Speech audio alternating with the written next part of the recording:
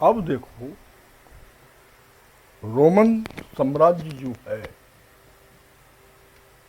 वो 5वीं सदी के आसपास दो भागों में बट गया। एक कहलाया पश्चिम रोमन साम्राज्य और दूसरा कहलाया पूर्वी रोमन साम्राज्य।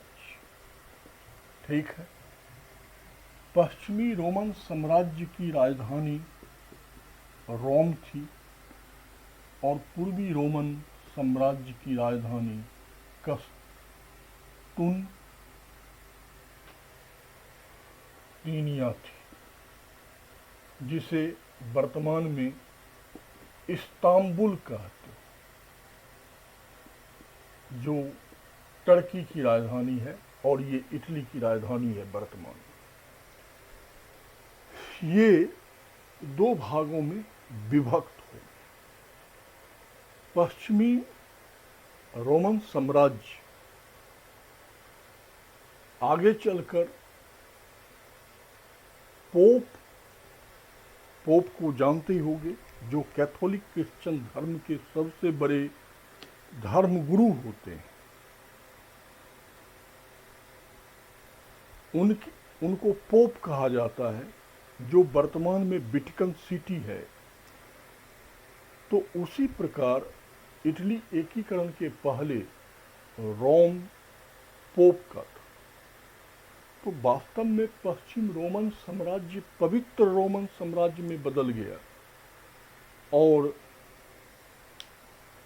इसका कॉन्स्टिट्यूशनल चीफ पोप बन गया। और ऑस्ट्रिया, जिसकी राजधानी वियना है, ऑस्ट्रिया के राजा इसका कार्यकारी प्रधान हो गया। इसलिए ऑस्ट्रिया का यूरोप के इतिहास में इतना महत्व है। बेटा, ये वही समय है जहां पर क्या हुआ, सामंतवाद आ गया। क्या आ गया?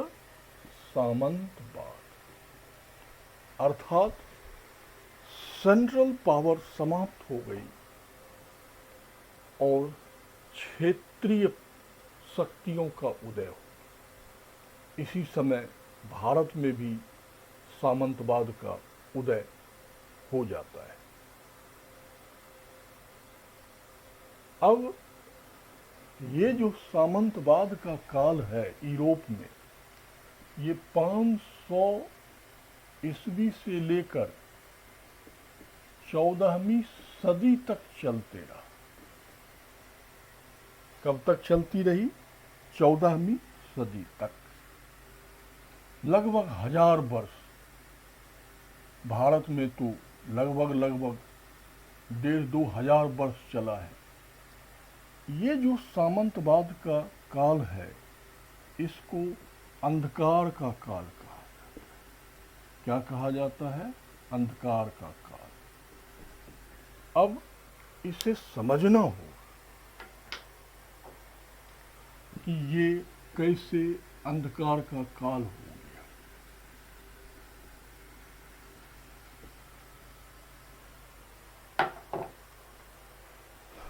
देखो, आपने क्या पढ़ा? ग्रीक सभ्यता,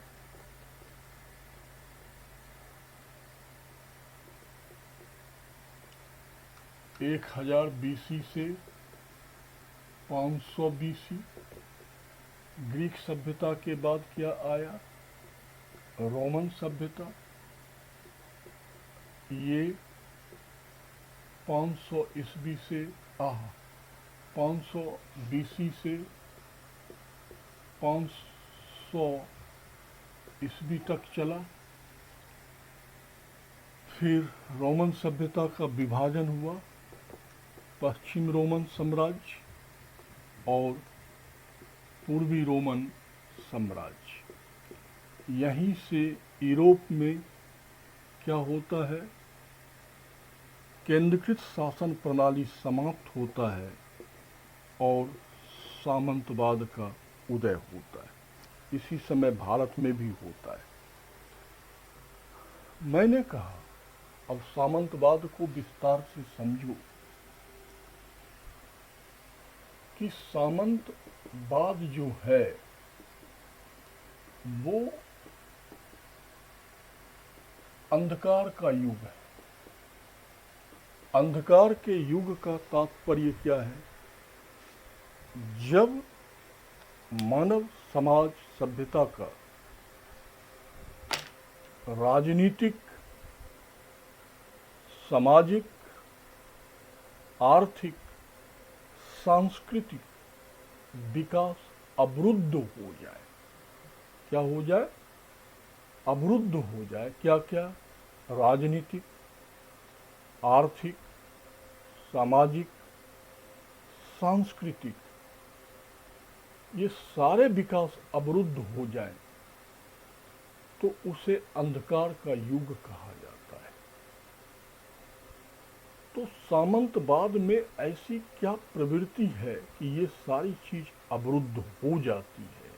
इसे आपको विस्तार से समझना होगा। तो इससे यूरोपीय इतिहास पर भी प्रकाश पड़ेगा और इससे भारतीय इतिहास पे भी प्रकाश पड़ेगा, क्योंकि पूरा आदि प्राचीन काल और पूरा का पूरा मध्यकाल सामंतवाद ही है। अब देखो, आप लोग बोलते रहते हो सामंतवाद सामंतवाद। अब देख, ये जो सामंतवाद है तो एक राजनीतिक प्रवृत्ति। क्या है? राजनीतिक प्रवृत्ति। लेकिन एक ऐसी राजनीतिक प्रवृत्ति है जो किसी भी समाज का, राष्ट्र का सारे गतिशीलताओं को समाप्त कर उसे रूढ़िवाद में परिवर्तित कर देता है। देखो क्या होता है, मान लो ये कोई क्षेत्र है। अब यहाँ पर एक राजा तो है, लेकिन इस राजा के ये क्या है? सैकड़ों सामंत हैं। क्या है? सैकड़ों सामंत। ठीक है। अब ये राजा शक्तिहीन हो जाएगा और ये सारी शक्तियां राजा के पास जाएगी। वास्तव में ये कैसी राजनीतिक प्रवृत्ति है? तो ये प्रशासनिक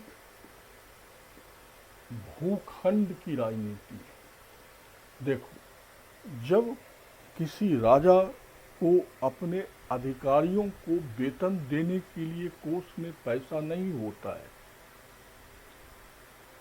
तो वो अपने प्रशासनिक अधिकारी को उसके बदले में क्या देता है? प्रशासनिक भूखंड देता है। और इस प्रशासनिक भूखंड पर उस प्रशासनिक अधिकारी को दीवानी, दीवानी मतलब राजस्व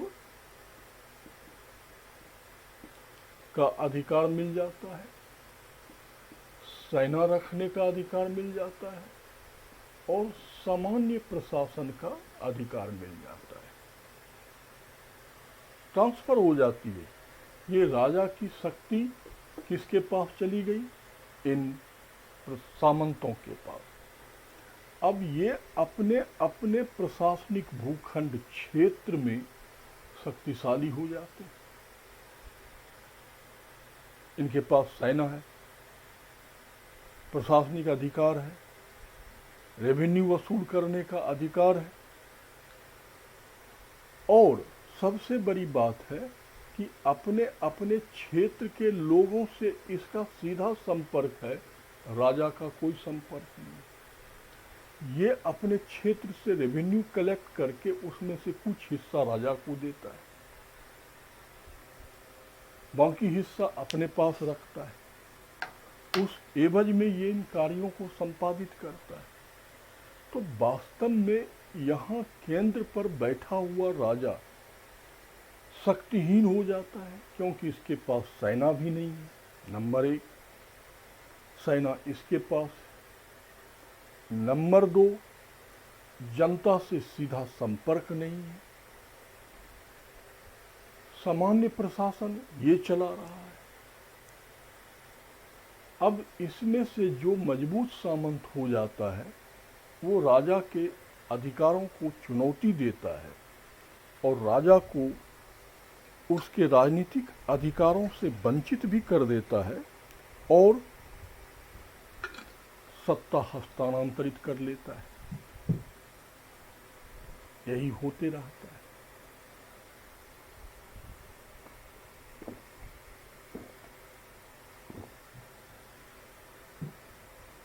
इसी कारण क्षेत्रवाद का उदय होता है, राष्ट्रवाद का महत्व कम हो जाता है, क्षेत्रवाद का महत्व बढ़ जाता है। हम आप भारतीय भी भारत की बात कम करते हैं और अपने अपने क्षेत्रीय पहचान के लिए बहुत संवेदनशील होते हैं। इसी कारण कि हम लोग भी लंबे समय तक सामंतवाद के अधीन रहे। अब देखो, ये जो राजनीतिक प्रवृत्ति आई, इस राजनीतिक प्रवृत्ति में मनुष्यों का अधिकार पूर्ण रूपेण समाप्त हो जाता है। अधिकार पूर्ण रूपेण समाप्त क्यों? जितनी सारी राजनीतिक शक्तियां इन सामंतों के हाथ में चली जाए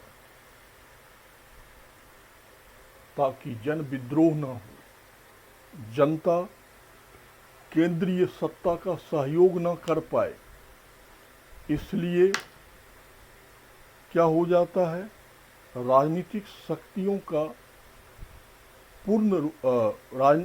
अधिकारों का पूर्ण रूपेण हनन कर लिया जाता है, शोषण बढ़ा दिया जाता है। और चूंकि आप क्षेत्रवाद से ग्रसित हो गए तो क्या हो जाता है, एक क्षेत्र का दूसरे क्षेत्र से संपर्क भी समाप्त हो जाता है। तो सांस्कृतिक आदान प्रदान खत्म। अब देखो, ये जहां एक तरफ राजनीतिक अंधकार पैदा करता है, वहीं दूसरा चीज समझना कि इसमें जो अर्थव्यवस्था होता है, क्या अर्थव्यवस्था,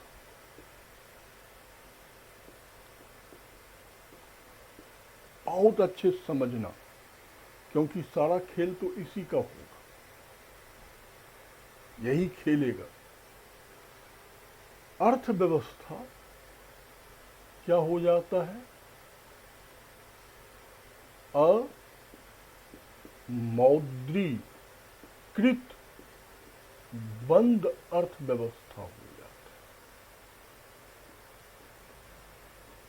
है। अब आप कहोगे सर जी, अमौद्रीकृत बंद अर्थव्यवस्था कैसे हो जाए? देखो, अर्थव्यवस्था का दो आधार है, एक है उद्योग व्यापार और दूसरा आधार है अर्थव्यवस्था का कृषि पशुपालन। ठीक है? देखो, अभी तुमने देखा ग्रीक सभ्यता, रोमन सभ्यता, ये सब केंद्रीकृत राजनीतिक व्यवस्था थी। तो यहाँ पर उद्योग और व्यापार क्या होंगे, बहुत ज़्यादा विकसित होंगे। क्यों होंगे? क्योंकि यहाँ पर उद्योगों को शासकों के द्वारा विकसित किया जाता है, व्यापारिक गतिविधियां बढ़ाकर भारत के साथ संबंध, मैंने कहा, आप अभी समझाया कि आप उसको ये सामान देते थे और उसके बदले में सोना लेते थे। इतिहास गवाह है। और व्यापारियों को केंद्रीकृत अर्थव्यवस्था, केंद्रीकृत राजनीतिक व्यवस्था पसंद होता है, क्योंकि उन्हें एक ही सरकार को टैक्स देना होता है। लेकिन जब राजनीतिक व्यवस्था सामंतवाद हो जाता है, क्या हो जाता है, सामंतवाद, तो कृषि अर्थव्यवस्था का आधार कृषि हो जाएगा, ये समाप्त हो जाएगा। क्यों? अरे मेरा भाई, मान लो ये पूरा सर्किल एक भारत है, तो पहले एक मौर्य सम्राट को या गुप्त सम्राट को टैक्स देना होता था, उद्योग व्यापार चलता था। अब यहाँ पर 1700 सामंत हैं। तो मेरा भाई, दिल्ली से माल निकला गाजियाबाद में टैक्स, गाजियाबाद से निकला अलीगढ़ में टैक्स, अलीगढ़ से निकला टुंडला में टैक्स, इलाहाबाद पटना जाते जाते तो 100 सरकारों को सिर्फ टैक्स दे देगा। तो 1 रुपया का वस्तु पटना में जाकर 100 रुपये का हो गया। कौन खरीदेगा, आप ही बताओ। अब फिर ये आपस में लड़ते रहते थे, आपस में ही। भारत बर्बाद क्यों हुआ था मध्यकाल में? इसी सामंतों के आपसी लड़ाई के कारण ही तो मोहम्मद गौरी भारत में सफल हुआ था। तो आपस में लड़ते रहते हैं, तो भाई इलाहाबाद का व्यापारी गाजियाबाद नहीं जा पाएगा, गाजियाबाद वाला अलीगढ़ नहीं जा पाएगा, क्योंकि आपस में लड़ाई छिड़ी। ये दोनों लड़के शांत हुए तो फिर ये दोनों भिड़ गए। तो आप जानते हैं कि अशांति के काल में उद्योग और व्यापार फलीभूत नहीं होगा, टैक्सेशन रेट ज़्यादा होगा, टोल टैक्स ज़्यादा हो जाएगा, तो ये ठप हो जाएगा। और इसी कारण अर्थव्यवस्था का आधार क्या हो जाएगा? कृषि हो जाएगा। अब देखो, जैसे ही अर्थव्यवस्था का आधार कृषि होगा तो अर्थव्यवस्था अमौद्रीकृत हो जाएगा, क्योंकि ट्रेड होगा तो अर्थव्यवस्था में सिक्का चलेगा। मौद्रीकृत अर्थव्यवस्था होगा, कृषि आधारित अर्थव्यवस्था होगा तो क्या हो जाएगा? अमौद्रीकृत हो जाएगा। और अमौद्रीकृत अर्थव्यवस्था जो है वो अर्थव्यवस्था को क्या कर देता है? विनिमय पर आधारित कर देता है। किस पे आधारित कर देता है? विनिमय। तुम हमें 10 किलो गेहूं दे दो तो उसके बदले में हम तुमको 15 किलो मक्का दे देंगे। तुम हमको गाय दे दो तो उसके बदले में एक भैंस दे देंगे। विनिमय होने लगता है, पैसा है ही। तो जब पैसा नहीं है, विनिमय आधारित, कृषि पर आधारित विनिमय आधारित अर्थव्यवस्था हो जाता है, तो इसी को हम कहते हैं बंद अर्थव्यवस्था।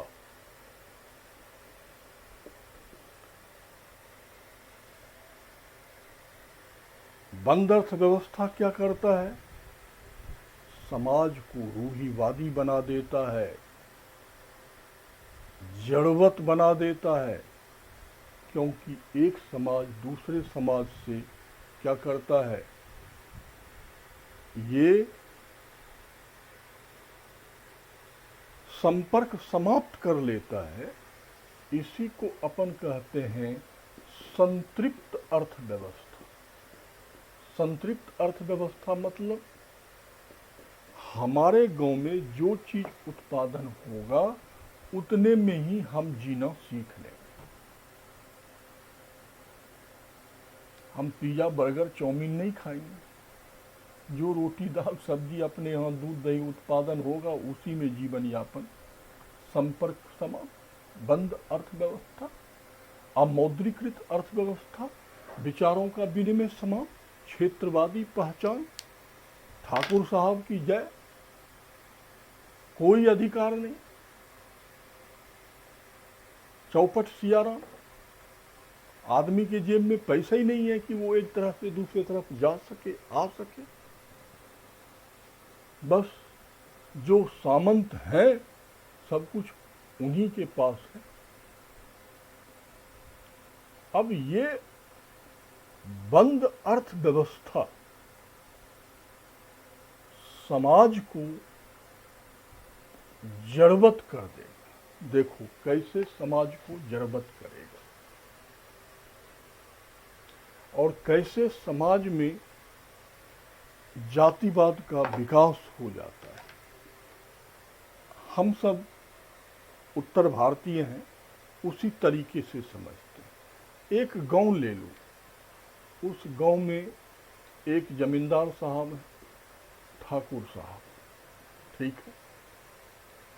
उस गांव में मान लो 2-4-5 हजार बीघा जमीन उस गांव का रकबा है, वो सारा जमीन इनका है। अब इस गांव में देखो, धोबी है ना, नाई है, पंडित है, सुनार है, बरही है, लोहार है। क्या है? लोहार। ये सारी जाति के लोग हमारे गांव में, हम सब के गांव में रहते हैं, ठीक है।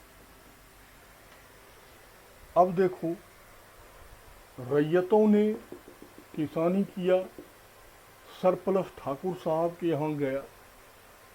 अब देखो, ये सोसाइटी कैसे क्या हो जाएगा?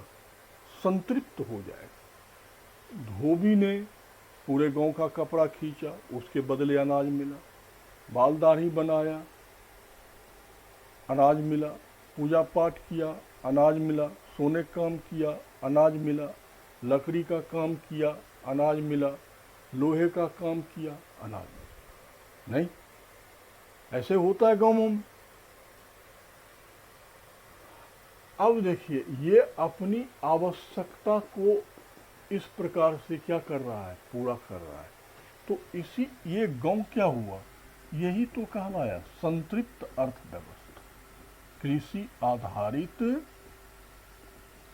अमौद्रिकृत संतृप्त अर्थव्यवस्था है। अब देखो, ये जातिवाद को कैसे मजबूत करेगा? अब धोबी अपने बच्चे को मार मार के कपड़ा धुलाना सिखाएगा।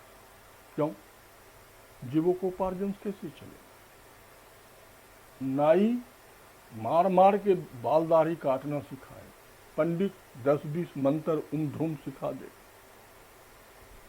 ये गहना बनाना सिखाएगा, लकड़ी का काम सिखाएगा, लोहे का काम सिखाएगा। क्यों सिखाएगा? नहीं सिखाएगा तो जीविकोपार्जन कैसे चले? इसकी जातिगत स्किल इसके जीविकोपार्जन का साधन बन गया। इसलिए जानकर ये अपनी जाति व्यवस्था को मजबूत करता है। अपनी पहचान बनाने के लिए स्वजातीय विवाह करने लगता है। अपने रोजगार पर प्रभाव न पड़े इसलिए ये अपने जातियों में दूसरे को प्रवेश नहीं देता है। जाति बंधन अत्यधिक कठोर हो जाता है। देख रहे हो कितनी गंदी चीज है सामंती व्यवस्था। और स्वाभाविक है, यहीं पर आपकी संस्कृति भी खराब हो। धर्मों में एक से एक रूढ़िवादिता लाया जाता है ताकि जनता परंपरावादी हो जाए, धर्म भीरू हो जाए। सामंतों में देवत्व का सिद्धांत उसे राजा का, उसे ईश्वर का प्रतिनिधि बना दिया जाता है पंडितों के द्वारा, वहां चर्च के द्वारा। वहां भी यूरोप में आदर्शवादी चर्च और ये सारे सामंत मिले हुए थे, दोनों मिलकर जनता का शोषण कर रहे थे। इन सामंतों से ज्यादा हरामखोर थे चर्च वाले, उन्होंने ज्यादा शोषण किया है। धर्म के नियमों को धर्म के अधीन मनुष्य को कर देता है कि तुम्हारा शरीर, तुम्हारा जीवन, ये सब धर्म के बिना क्या है? बकवास है। तुम्हारा कल्याण धर्म से ही होगा। ईश्वर के बिना कुछ संभव नहीं है, अर्थात मनुष्य कुछ भी नहीं है, मनुष्य स्वयं में कुछ पा ही नहीं सकता है। कला के विभिन्न आयाम, चाहे स्थापत्य, चित्रकला, मूर्तिकला, नृत्य, संगीत, ये व्यक्ति विशेष के लिए हो जाता था। राजा साहब महलों में रहते थे, सामंत लोग, हम लोग झोपड़ियों में। नृत्य और संगीत जो साधना था, है और रहेगा, उस नृत्य और संगीत को सामंतों ने विलासिता की वस्तु बना दिया। चित्रकला, मूर्तिकला जो साधना है और रहेगा, था, है, रहेगा, उसे इन सामंतों ने विलासिता बना दिया। ये सिर्फ बड़े लोगों के लिए है, छोटे लोग को इसका प्रयोग नहीं करना चाहिए। ऐसा शौक नहीं पालो कि आप बर्बाद हो जाओ। तो पूरी संस्कृति के क्षेत्र में एक रूपता आ गया, नयापन नहीं आया, क्योंकि वो सामंतों के विचारों से बनाया जाता था। इस प्रकार सामंतवाद को यदि आप देखोगे, है तो ये राजनीतिक प्रक्रिया, लेकिन मेरे भाई इसने पूरे यूरोप को अंधकार में समा दिया। तो इसीलिए सामंतवाद के युग को क्या कहा जाता है? अंधकार का युग कहा जाता है, जहां आप राजनीतिक, सामाजिक, आर्थिक सारे आयामों को क्या कर देते हैं? जड़वत कर देते हैं, रूढ़िवादी बना देते हैं। लेकिन जानते ही हो, क्या जानते हो? प्रकृति का नियम है। क्या नियम है? अभी दिन है तो रात होगा, और अभी होगा, और रात है तो फिर दिन होगा।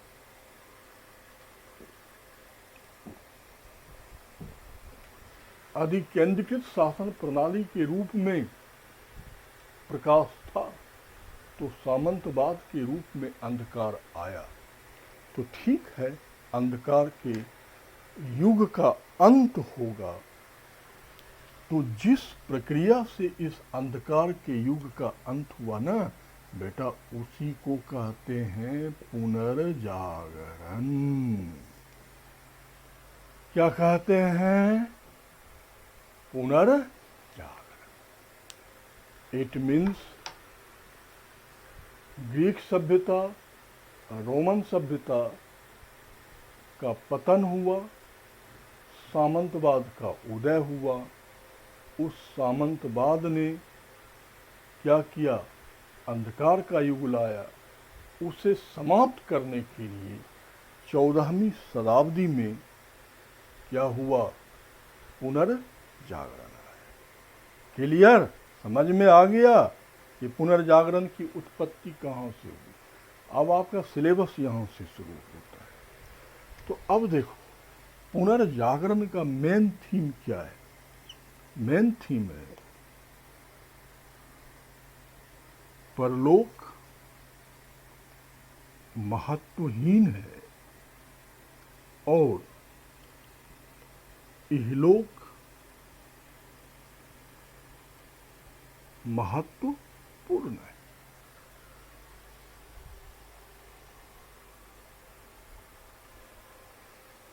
फिर वही घूम के पहिया वहीं पहुंच गया, ग्रीक सभ्यता और रोमन सभ्यता,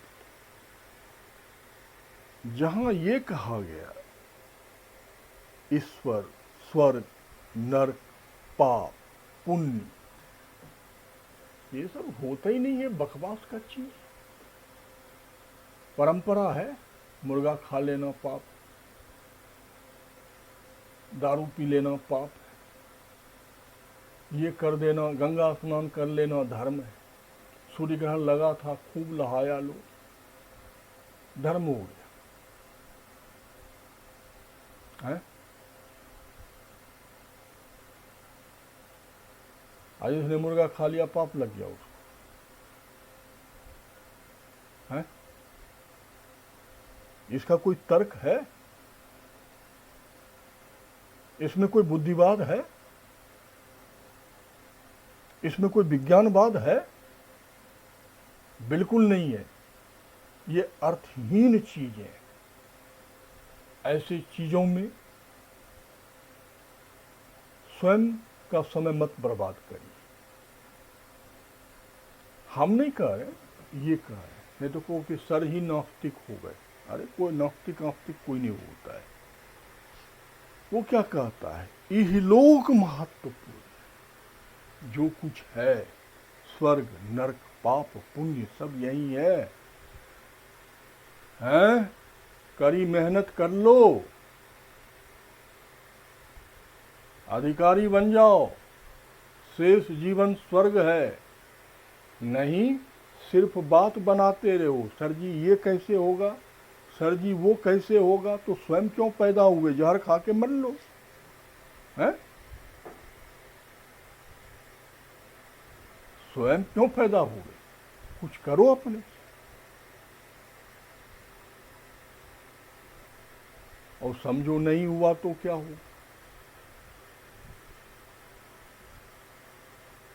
तो गीता हमेशा याद रखो, कर्म तुम्हारे हाथ में, फल मिल जाएगा, पक्का मिलेगा, कोई नहीं रोकेगा, थोड़ा देर सबेर हो। तो भैया वही स्वर्ग है। 25 वर्ष तक में बन जाओ, शेष जीवन स्वर्ग है तुम्हारा। नहीं बने, शेष जीवन नरक हो जाए। यही तो बुद्धिवाद है। अब देखो, यह लोक महत्वपूर्ण है। इसने क्या किया, इसने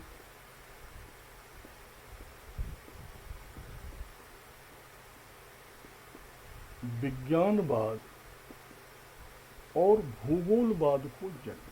किसको जन्म दिया? भूगोलवाद। विज्ञानवाद और भूगोलवाद का जन्म।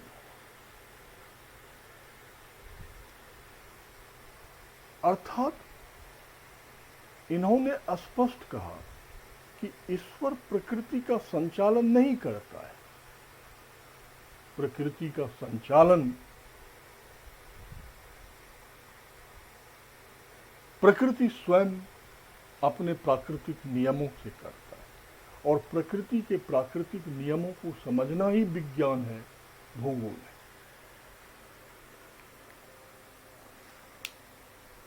आज हम सब जानते हैं कि सौर मंडल में सूर्य स्थिर है, ग्रह उसका चक्कर लगा रहा है। इसे यूरोपियन विद्वान न्यूटन, कोपर्निकस वगैरह ने साबित किया। आपको पता होगा, इटली में एक महान वैज्ञानिक गैलीलियो पैदा हुआ था पुनर्जागरण के पहले। उसने भी यही बात कहा था कि सूर्य स्थिर है, पृथ्वी चक्कर लगा रही है। तो उसे फांसी पे चढ़ा दिया था ईसाई पादरियों ने। क्यों? तो ईसाई धर्म में ये मान्यता है कि पृथ्वी स्थिर है, सूर्य चक्कर लगा रहा है, इसीलिए, सिर्फ इसलिए चढ़ा दिया। वो सारे नियम बदले,